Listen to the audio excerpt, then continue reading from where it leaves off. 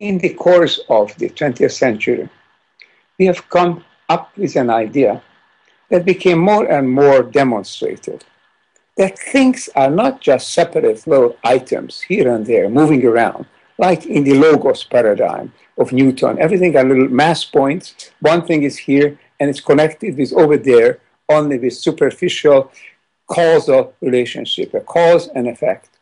There is more to the world. Things seem to be connected much more intrinsically. What's more, all things seem to be connected somehow. So think what it does to the world. When all parts of a system are connected with all other parts, then you are dealing with a whole system. Every part is just that, it's a part. And when the system itself is connected to other systems, then you ask yourself, okay, what is finally the whole?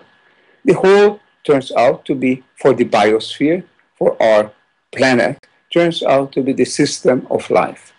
But the biosphere itself is a part of the solar system, and that is part of the galaxy and that of the cosmos. So the whole, finally, is the totality of things. The cosmos is a whole, and all things, us included, are elements or part of that whole. This is the concept of holos, and it has developed because we have found these connections. We have found intricate, some of them very subtle connections, some of them more evident. But the fact is that nothing is independent of any other things. We are all part of a system. With holos, we are beginning to see the whole. It is like seeing the forest and not only the trees. With logos, we were very good at seeing the trees. Although that's not the right metaphor, because the machine, we saw the part of the machine. Now we're beginning to see the whole machine, or the whole forest, as it were, the wholeness of things. And we need that because in this world in which we now live, everything is not only connected to every other thing, everything is strictly depending on every other thing. You can't survive one part of this system without the well-being of the others. It's a lesson we have to learn. And the new worldview, which tells us that we are part of an intricate overall system, that worldview helps us to orient ourselves because it tells us that we are part of it again. In the magical worldview, we are part of a magic view, of a magic world. Now we are part of a whole view that is not just simply magic.